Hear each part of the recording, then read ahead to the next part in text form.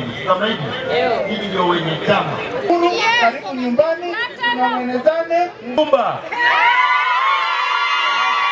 Mpatie advice, mpatie mwelekeo ili vijana.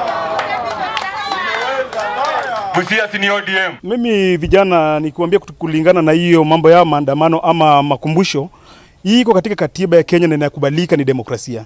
Na mimi naweza wapatia wosia kwamba wakati ambapo wataenda waende kwa amani, maana tunataka nchi ambayo iko na amani, tutaki vifo ama mambo ya hapa na pale kuharibu biashara na mali ya wengine.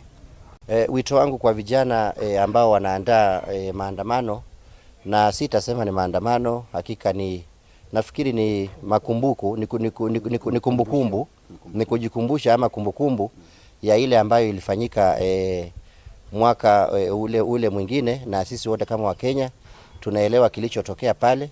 Na kama kiongozi kijana singependa maafa yapatikane kulingana na kufanya maandamano.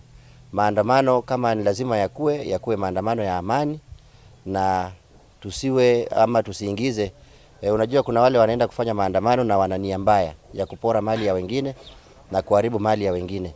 Kama kuna maandamano iwe ni ya haki na iwe ni ya amani. So mimi nasema kwamba kama vijana wenzetu au vijana wenzangu ya kwamba maandamano sio mbaya, lakini sasa kitu ya maana na amani, kwa sababu sisi wenyewe tunajenga Kenya yetu. Tena sisi wenyewe vijana tunaweza haribu Kenya yetu. Naweza fika mahali tukiendelea na maandamano, kuchoma vitu, kuiba, tunaenda kuua Kenya. Na so far sahi Kenya na half London, but the more tunaendelea kuitingiza inatingika. Makumbusho inaruhusiwa wafanye, lakini wafanye makumbusho ya amani. Wasiwe kupora mali ya wenzao.